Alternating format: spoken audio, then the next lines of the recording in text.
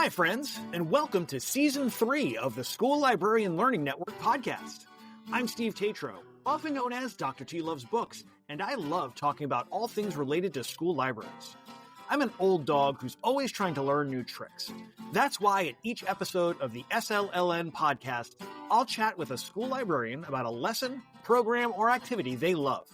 Hopefully, this can be a place for school librarians to get ideas and find new ways to engage with their students and staff. Speaking of which, I'd love to hear about what you and your friends are doing in your school library.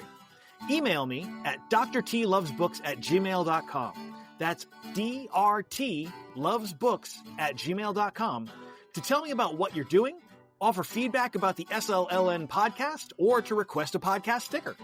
As Amy Herman likes to say, being a guest on a podcast is a great way to show your admins you are engaged in meaningful professional development and leadership in the profession. So drop me a line and let's chat. That being said, the opinions and ideas shared in this podcast by myself and my guests are our own and do not reflect those of our school districts. I just like to geek out about school libraries. So without further ado, let's get to this week's episode. Hey everybody, I'm back. I've got a new friend. I am very excited because this is going to be, I love this topic generally, but I'm already jumping ahead. So let me just stop jumping ahead and say, welcome, Kristin. I'm so glad you can be here. Why don't you take a second to tell folks who you are, where you're at, and what you do? Sure. Hi, I'm Kristin Hancock. I am a middle school librarian Woohoo. in St. Louis County, and our school has just over 1,000 students. So that's our size. Wow. And we're divided by teams. So we have a blue team, a gold team, and a silver team at each grade level, 6, 7, and 8. And we have a really diverse student population too. So it's a really great school. That's amazing. Man, 1,000 students is a lot for middle school. Yes, definitely. So how did you end up in school librarianship? Like, what was your path into the library? So I actually started as a language arts teacher, and I taught language arts for close to 10 years. And I was always really good friends with our school librarian, Bridget. She was actually the first person to hire me at the school. I started as her library assistant, and then I went into teaching. Yeah, I made a full loop back. And then she went into real estate, and now she is my 1 day a week librarian because of our size. I get a 1 day a week extra person, which is amazing. Yeah. And I am the full-time librarian, and then I have a part-time assistant for part of the day, Monday through Friday. Oh, wow. Mhm. That's really interesting. Huh. I've never heard of, it's awesome that you've got a 1 day a week extra librarian. That's Yes. like, The whew. dream. Yes. Yeah. Yes. I'm just imagining all the things you could get done. Yes. And Wow. she also has a therapy dog. And so she brings her therapy dog on Wednesdays when she comes. So that's always extra exciting for the kids. Yeah. But it's like I cloned myself, and we can we're two halves of one brain, and we just get things done so quickly. That's it's really awesome. amazing. Yeah. And because she's been in the district, she knows everything. So Exactly. And I can ask her questions too. And it made my first book fair a lot less scary, knowing that there was I going to be bet. someone else there in case everything crashed. Man, that's awesome. Wow. Well, congratulations to you for that, because that's great. Thank you. Now, that does make me wonder, is your 1 day a week librarian sort of tied in with we're going to be talking, I should point out that we are going to be talking about how you have sort of rearranged your library a little bit. And I love that you have done this. And it's something I've been sort of poking at and prodding at and haven't quite figured it out. So I'm hoping I'm going to get some real great insights here. But having that extra librarian around, I imagine, was probably really handy when you were starting to think about doing this. Definitely. And she is the kind of personality that says, go for it. And so that's always helpful when you have someone who just says, go for it, whatever you're doing, whatever you think. And she was a huge help in us completely redoing our nonfiction section. So we've started calling it 3-digit Dewey. We dropped our decimal points. I like it. Now, how did this sort of come about? Like, what was the genesis of this idea? So when I first became the librarian about 4 years ago, every year we do inventory. And no one wants to do nonfiction. It's terrible. We have Follett, and it's constantly beeping saying, oh, you need to check that decimal point. It's just barely out of place. And so you're stopping every few seconds, and you're just in the weeds, and it's long. And then it just seemed like one day, I don't know if it was Bridget, I don't know if it was me, said, well, what if we just got rid of the decimal points? And it was kind of like we looked at each other and just said, okay, why not? Like, why Yeah. can't we do this? It's our library. Well, that's it. I love that. Yeah. And, Yeah. it's one of those things that you say it and it's like, of course, like, why wouldn't we do this Mhm. thing? Mhm. And, but at the same time, like, it's always been done this way. So we've got to keep doing Right. it the way it's been done, but we don't Right. have to. Yeah. And when it's your library, you can do what you want. So Yes. I And love that. we're a middle school library. I think the really cool thing about middle school is that you don't have to take yourself too seriously. You don't have Mm-hmm. to be overly serious. We are not a college library. We are certainly not the Library of Congress. Mm-hmm. So we can bend the rules and make up rules, whatever is best for our patrons. And our patrons just happen to be 11 to 14 years old. Mm-hmm. Absolutely. Yeah. And it's not like I mean, I'm jumping ahead, but like, it's not like they need that fine grained detail Right. of 0.286. Not Right. like Right. Right. man, you're saying this Yeah. to me and I'm Yeah. going, of course, of Yeah. course. And I literally was just shelving a whole bunch of nonfiction today. And Mhm. I'm sitting there going like, Yes. okay, 5.2, 5.23, 5.236. And I'm like, Yes. why do I have, and some of them are like Yeah. 5 digits long. Why am I Right. doing this? Right. Oh, sorry. And You're just making me rethink everything I've been doing the past 2 weeks. So that's great. It's awesome. yeah. And it was like once we dropped the decimal points, it was like, well, we could actually take this a step further. We could change the letters on the spine too. Nothing's stopping us now. Mm-hmm. So we decided to start making categories instead of doing the author's last name. And the first place that we started was actually with mythology because we Okay. felt like our mythology books are very popular at our school Uh-huh. and they were just kind of all over the place. And so by bringing them in, and we actually have them right now under 398 MYT for myth or mythology. And now they're all together and easy to find. And that was kind of the first place that we started. It also, I think mythology is pretty clear cut. It's easy to look at a mythology book and say, okay, yeah, I know this goes with mythology. There Right. are other books, other topics that get a little bit dicier and you just have to make a decision. But Mm-hmm. that was kind of an easy starting point for us. Sure. No, that totally makes sense. Boy, this is just, my brain is already going like so much relabeling, but oh my gosh, it would be so worth it because so many of my students currently, I have Dewey, but Mhm. within Dewey, I've also taken my very small nonfiction section and divided up into the 5 types of nonfiction. So I've got Oh, okay. narrative nonfiction, and we've got expository Mhm. literature and browsable and active and traditional. And so within each one of those sections, they are all in their own separate areas. And Okay. then they're Dewey underneath that. So if a kid comes in and says, oh, I want some mythology, I'm like, well, okay, so the ones that Mhm. are written like stories are over here. The ones that are more Mhm. browsable. So they're in 19 places in the library. And it's Right. like, oh, this is not helping my students. Yeah.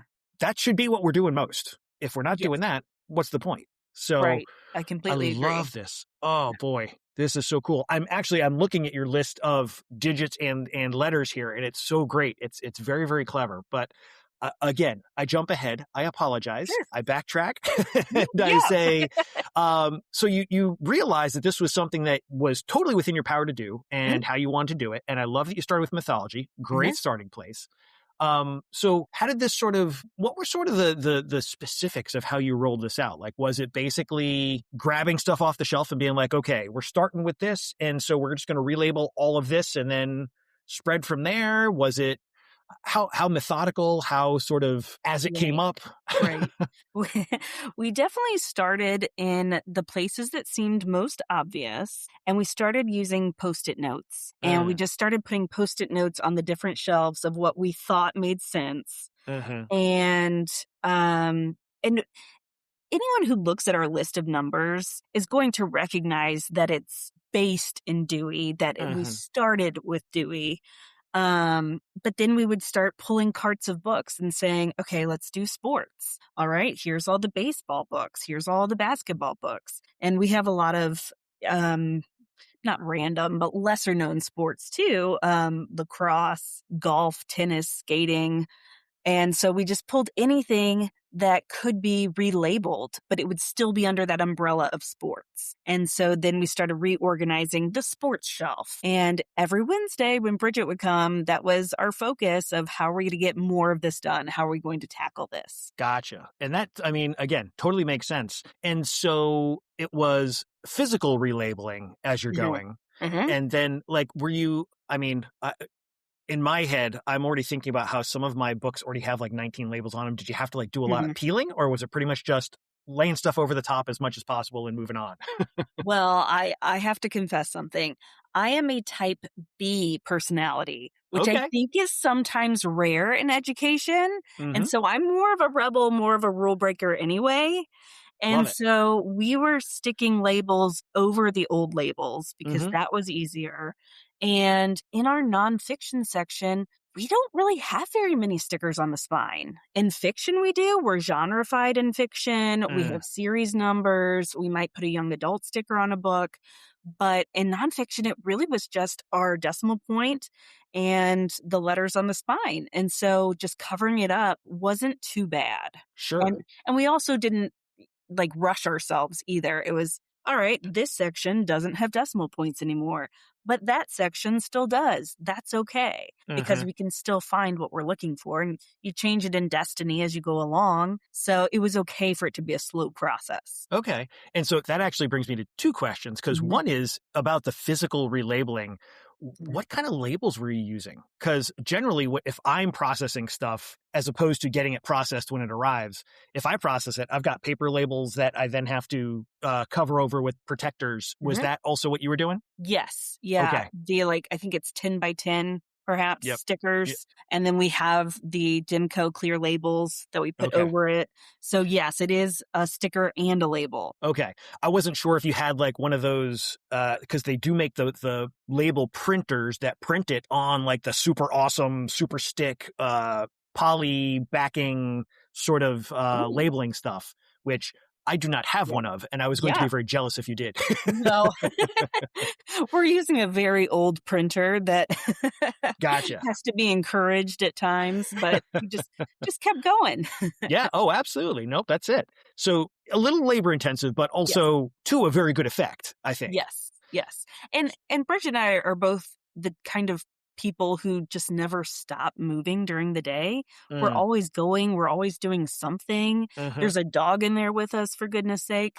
So like, it's completely natural for us to be like, oh, this is a really large task, but we'll just start it and we'll see what happens and we'll keep going. Absolutely. And okay, so I've got another question, but that made me think of another one. So yeah, sure. I've got some student volunteers that help me out with some stuff. Do you have any student volunteers that come in? Not really. Yeah. I'm just thinking like this kind of relabeling would really be in a student wheelhouse. Like, here's a stack of books, put all of this sticker on it, cover them over, like super low lift on their part, like not a lot of in-depth knowledge needed. Yeah. If you went ahead and printed that for them, especially, then they could knock out a lot. Okay. Now I'm already starting to think about how I'm going to do this. So, and you also mentioned that as you were going along, you were changing stuff in Destiny. Yes. So I imagine, I mean, it's probably not much to change other than just changing, like, you can probably just scan them. I don't have Destiny. I used to have it, but I don't remember super well. You can probably just scan a whole stack of books and just batch change exactly. Yes, and you can batch print too, which is really nice. And we even made some extra stickers, just knowing that obviously we're buying books every year. It'd be easy to go into our little file folder and pull out, oh, hey, here's 330 Eco for economics. I already have a sticker. Now I can just slap it on. Right. Gotcha. Okay. And so that brings me to another question. This is great. I mean, you're really sparking a lot of thoughts here. So as you are preparing, actually, I don't have the piece of information I need to ask this question. So the question I'm going to ask before that is, when did you start working on this? How long ago was this that you kind of dove in? So this is the 25-26 school year currently. We started in the 24-25 school year. And we would Okay. take some breaks. Like we would start working on it and then something else would come about and we'd work on a different project or we'd be Sure. busy with something else. So, I mean, really, realistically, we're finished now, but 2 school years, I would say. Okay. Yeah. That's really Mhm. good. And Mhm. how many volumes ballpark do you think you were working with? So I can actually tell you how many nonfiction books we have because I Oh, just did cool. a nonfiction unit lesson with our 6th graders. All of our 6th graders do a Nice. nonfiction lesson in February. That's a That's lot of great. fun. And we pull like the most accurate number for them Love it. 5,650. Wow. Mhm. That's really good. Boy, you guys knocked that out. Man, 2 years. That's awesome. Yeah. And I'm really proud our average circulation number for nonfiction is within 10 years. That's our goal. So our Wow. average age for nonfiction is at least 2015. Whoa, that's Yeah. awesome. Yeah. Man, I have not checked mine super recently, but I know that it is not within 10 years. That is really great. Boy, your students are lucky. Oh, your students are lucky. Thank you. So, since you've been working on this, Mhm. what do you order books I do. when you order books? Mhm. Do you order them pre-processed or do you do the processing yourself? Typically, I order them pre-processed Okay. from Follett. Okay. Mhm. So when you do order them, have Mhm. you now gone to them and said, "Here's how I want them labeled when they're coming in"? We took off the decimal points. That was the easy part. I Mhm. have not given them our list of categories yet. I need to Okay. talk to like my sales rep and say, if Mhm. we gave you this list of categories, would you process them this exact way Mhm. and see what happens? Yeah. Well, and I mean, it is a relatively low lift to do those as they come in, but boy, it'd be nice if they just came already done Sure. and you didn't have to do that. Right. Huh. Hmm. Boy, man. Okay. So, 2-year project, amazing that you got this Thank done you. in 2 years. How did you sort of decide on the topics that you chose for your categories? Hmm. So we have kind of bigger topics. We went shelf by shelf. The first one we call weird and unexplained. And I mean, that's the aliens, Bigfoot, monsters, mysteries, supernatural. And I love that that's one of our first shelves because when I teach our 6th graders about nonfiction, the first thing I tell them is that I'm going to blow their mind, but nonfiction is literally not fiction. And the ones that play along do like the mind action. And I tell them, I tell you that because when you were younger in elementary school, you might have heard that fiction is fake and nonfiction is true. And that might have been like your little kid understanding of fiction and nonfiction. But Uh-huh. we have books in nonfiction about aliens and Bigfoot. And I'm not saying that those are real or not real. I don't know, but they are in nonfiction because they are not novels. They're not fiction. And Mhm. so that first category is weird and unexplained. Love it. And it's Mhm, funny because when you're talking about doing mythology, that's one of mhm, the thoughts I always have about mythology being in the nonfiction mhm. section is like they're Yeah, stories that right, were being told. And so right. why don't they go in Mhm, fantasy? But mhm, like mhm. we've got a reason that we put them where they go. Right. And so sort of introducing that idea, I love that you say to them, Mhm. nonfiction, not fiction, Yeah. but here's some things to think about. That's Yes. great. Hmm. Yes. That's Mhm. it's so I love having these conversations with school librarians because I always come away every single one. I go, "Holy smokes, why did I never think of that before?" Like it's so obvious, it's so clear. So I definitely need to make sure I work that into my conversations with my students now. Oh, Right, man. yeah.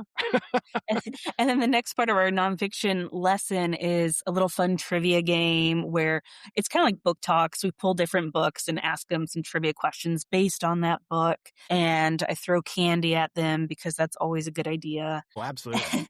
And then we do some, because it's always around Valentine's Day, we do speed dating with nonfiction books. And Nice. so I always say, and now it is time for us to do some speed dating. And they're all looking panicked. And I say, with books. We're going to speed date the books. And it's, whew.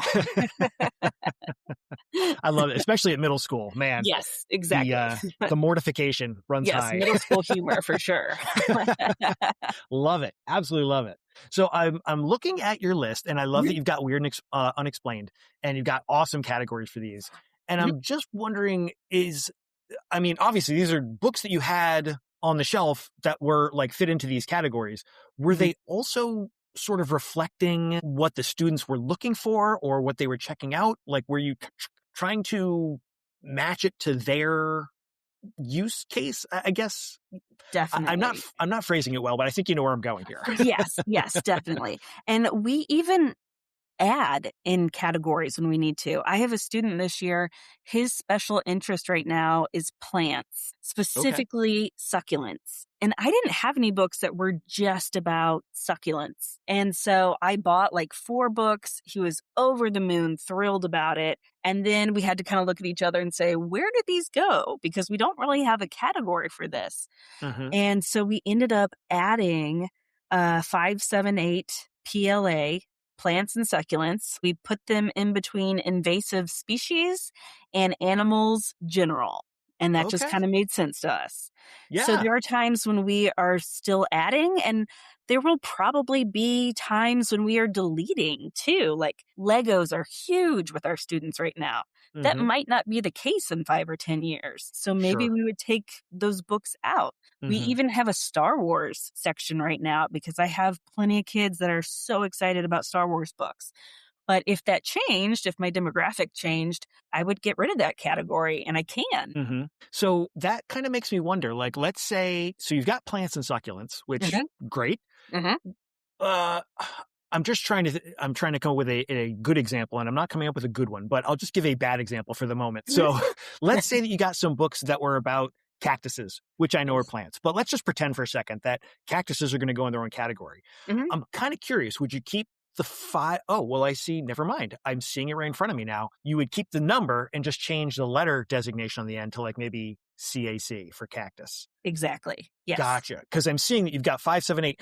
Audience, you can't see this yet, but you will Mhm, see when you look in mhm. the show notes, I'm sure. But there's a 578 INV for invasive, and there's a 578 PLA for plants. So Right. totally makes sense that you're using the numbers to still keep things that are like each other near each other, and then Yes. using the letters to sort of find those gradations within it instead of using decimal points. Right. Same with 636 cat next to 636 dog next to 636 horse or HOR and 636 pet for all other pets. Totally makes sense. Okay. Okay. So I didn't notice that detail at first. And Yeah. so I was kind of like, Mhm. I wonder, but that totally makes sense. And I'm seeing in the 629s, we've got a bunch of different 629 categories for different kinds of transportation, which is great. Okay. Yes. Okay.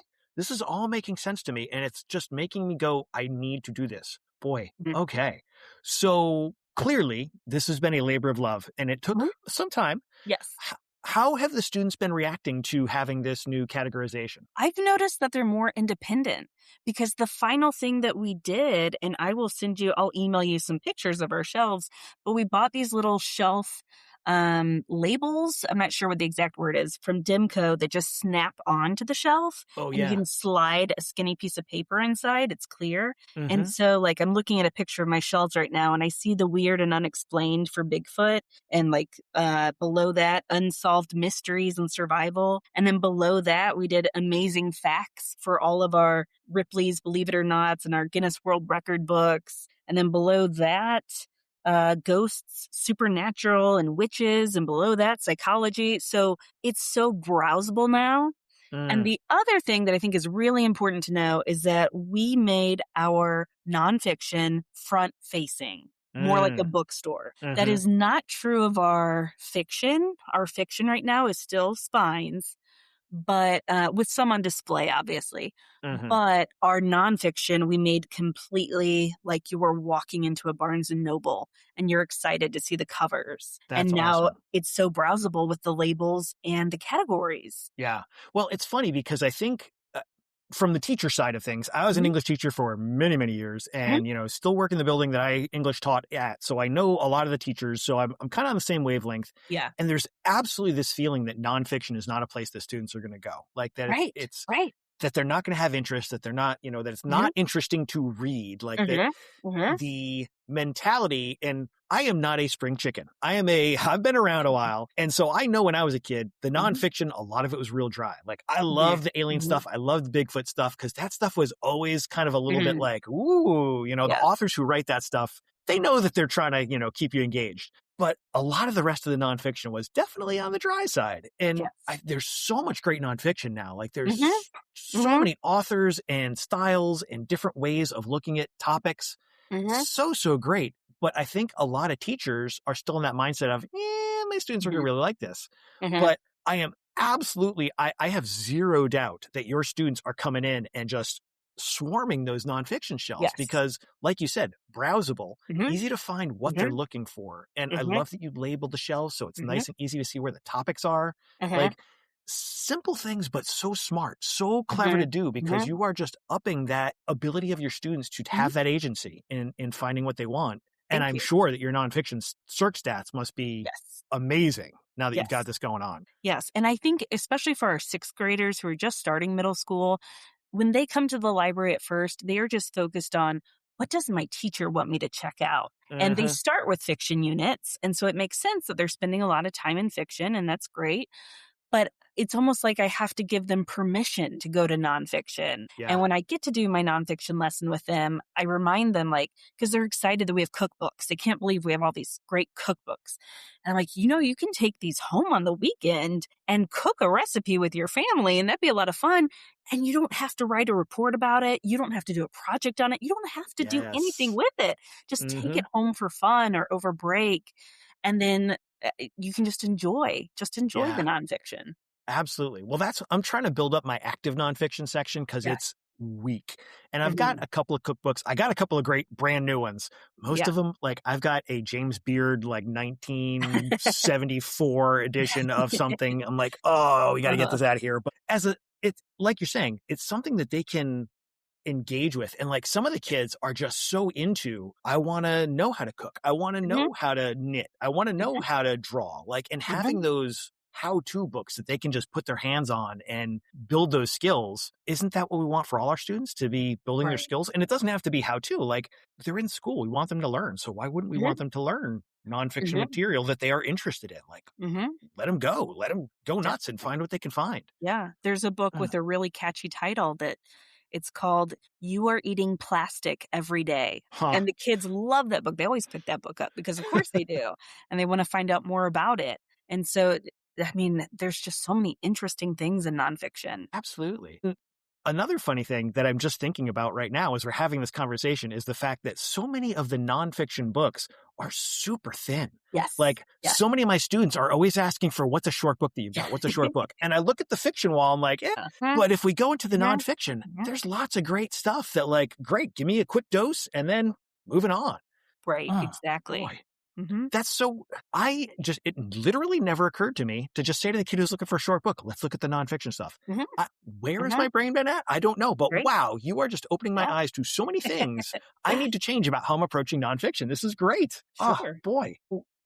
Students are loving this. Have you gotten any kind of feedback from the teachers about how they're like, are they using the nonfiction anymore, and or are they noticing like how it's maybe more student friendly? I think that they're noticing it's more student friendly.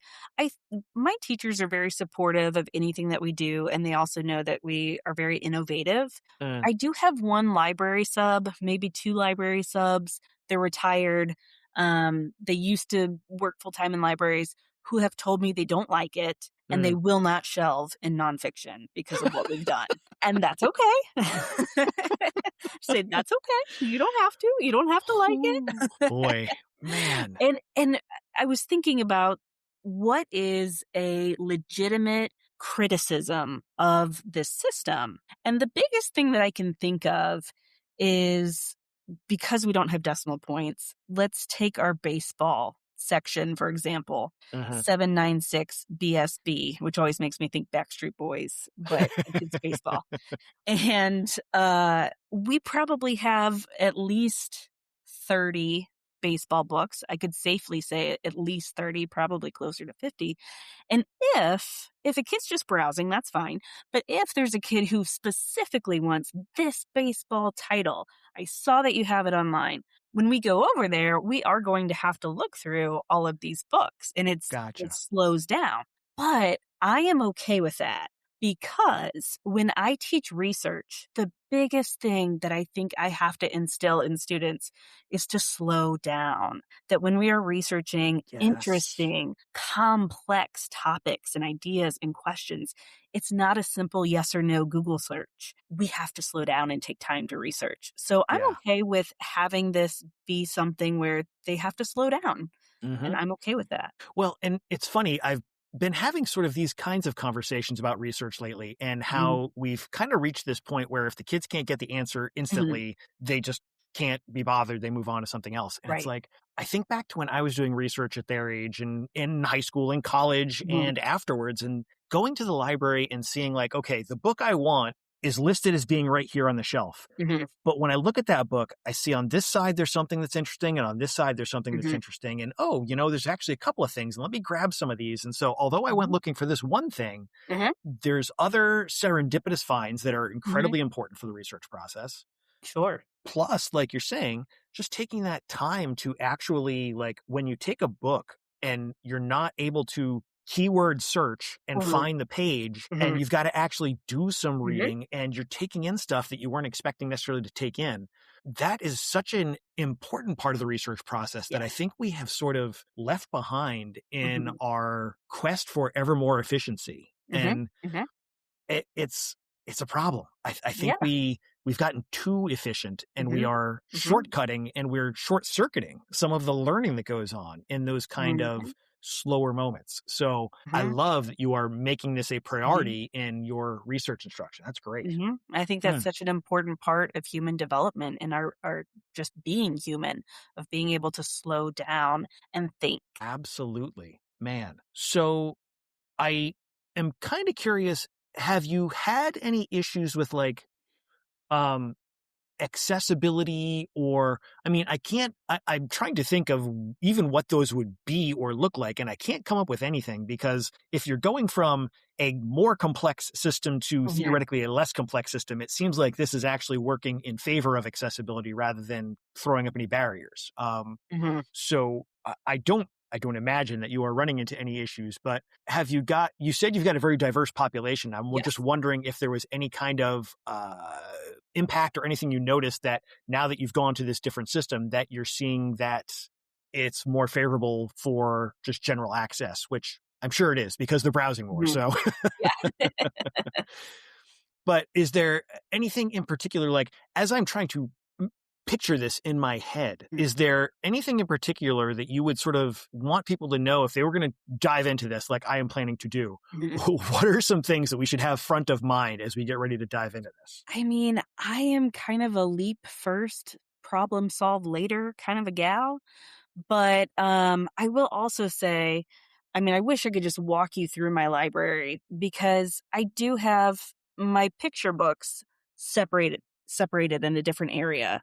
I have picture books and nonfiction picture books separated, and they're against a wall. And then I have the heart of my nonfiction. My graphic novels are in the center, they're separate. My biographies and memoirs are together on the, like, outside perimeter of my graphic novels because I have teachers who do specific units on memoir and biography, so that was Okay. tailored to our population. And recently, we decided to separate our narrative nonfiction because we have specific units in seventh and eighth grade for narrative nonfiction. Okay. So there is a little bit more separation to it, Hmm. but it all just feels so tailored to our school and Right. our teachers and our students that it just makes sense for us. And I think as Right. librarians, we just have to be confident in our professionalism that we know what is best for our patrons. We know how to organize our library. And you can always try something and change it back. Like Bridget and I said, we can always change this back if we don't like it. It'll be a lot of work, Absolutely. but we could do it. Yeah, absolutely. And that's one thing that I find myself losing patience with some librarians who are like, well, this is the system. And if they don't Mhm, know how to use this system when they mhm, go to another library, what are they going to do? And it's mhm. like, you know what? They're When going I to use went their brain from, and think. yeah, exactly. If we're giving them the ability to find what they need when they're in our space, they will understand that when they go to a different space, there may be different rules. Go Exactly. figure. Exactly. Yes. Yeah. They will have confidence in their ability to figure things out. Everything Hmm. is figure outable. Mm-hmm.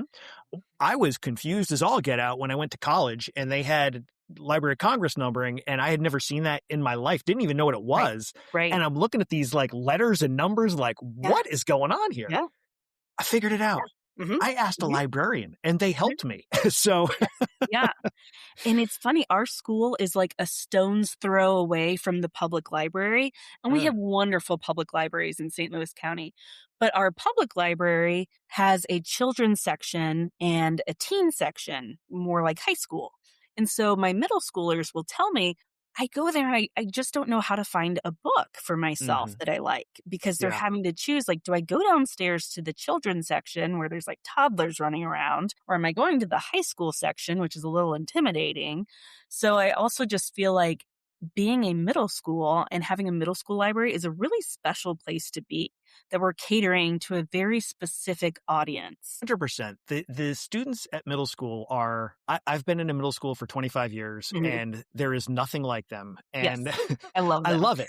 Yeah. It's an experience. And I don't know if it's just because I am mentally trapped at that age myself, but Same. It's great. But I completely agree. And there's a movement. A couple of school librarians have been pushing for the idea of young teen lit. So it's not middle grade and it's not YA. Yes.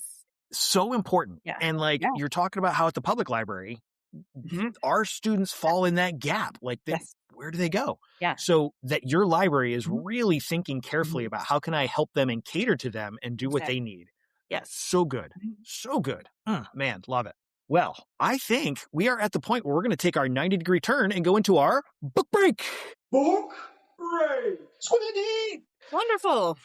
All right. So any kind of book you want to share, something you want to get on people's reading radar, what are you bringing to the table? Okay. So I am a millennial, and I decided to choose a book that I think is just so important to anyone that identifies as a millennial. I'm going with Allie Brosh. Do you know who she is? I have read this book and I loved it. Okay, good. I do too. Her first book is Hyperbole and a Half. And then her second book, which I really couldn't tell you which one's better. They're both brilliant. Her second book is called Solutions and Other Problems. And I brought them because technically, I mean, they're graphic novels. She started a blog more years ago than I can remember or count. And she's using like Microsoft Paint. Yeah. Like these are like cave drawings compared to the graphic novels we have today. But they're brilliant and they're profound. Yes. And I sometimes still have teachers who will tell kids, you can't check out graphic novels because, you know, you're better than that. You need to be reading higher level, more important books. And I always kind of carefully push against that. But to me, like, yeah, if someone had never read these books and they look at the covers and they're cartoony, they would think like, this is weird, this is silly. But they are heartbreaking and beautiful. She talks about her mental health struggles. She describes depression so beautifully and so incredibly. In her second book, unfortunately, she lost her sister to suicide, and she writes about it in this. And it's just everything she writes, I think, is so beautiful, but she's also hilarious. Yes. And so it's like I'm literally laughing so hard at these books, but then at the same time, she's so philosophical too. So it's just something that I feel like every adult should read. Yes, 112%. So good. I forget why I picked up her first one a couple of years ago, and I was reading it and I was laughing out loud so much. My wife was like, I have to read that when you're done. And she, same thing, was laughing out loud as she went through it, but same reaction, just so gut punch in one page and then laughing your face off on the next page. Yes. And if you've ever seen the meme of all the things, that is from her first book. She's the creator of that. Yes. Yes. You can see the origin. Yes. So great. It's such a great book. Thank you so much for bringing that. That's not one that I think I would have got onto, that would have risen back into my brain, but that is absolutely a great book. And I haven't read the second one. So, oh, yeah, you've got to read the second one. Going on my short list. Definitely going on my short list. Love that. Man, well, Kristin, thank you so much for coming and sharing all of this, because my brain's just exploding with all the things I now need to do with my nonfiction. Love it. And I've got a great book recommendation. I know folks are going to want to follow you because I am so enjoying following you and seeing all the stuff you're sharing. So Thank you. where online should they come looking for you? So my Instagram is where I post, and that's where I have my public librarian life. On Instagram, I'm at Middle Corner Library. I liked kind of the oxymoron of middle corner, and I'm middle grade, middle school, and my library is literally in the corner of the school. So I am Middle Corner Library. Love it. Yeah. And that is where I happen to come across some of your posts and holy smokes, like just you're doing so many great things there, and your students are so lucky, and your teachers are so lucky to have a librarian who is supporting the students like this. If your administrators haven't put you up for any kind of recommendations, awards, commendations, they need to do that. So just putting that out in the universe. So again, thank you so much. I really appreciate you taking the time, and thank you so much for sharing with us. Thank you so much for having me. Thanks for joining us for this episode of the SLLN podcast. Be sure to check out the show notes for the episode. They feature links to resources shared by our guest, as well as ways to keep in touch with them, and links to the book break titles. I'd love to hear from you. If you have feedback, a comment, an idea, a question, or something you want to share, you can email drtlovesbooks@gmail.com. That's drtlovesbooks@gmail.com. Know a librarian with something we could learn from? Let us know. Until next time, be good, be safe, and be well.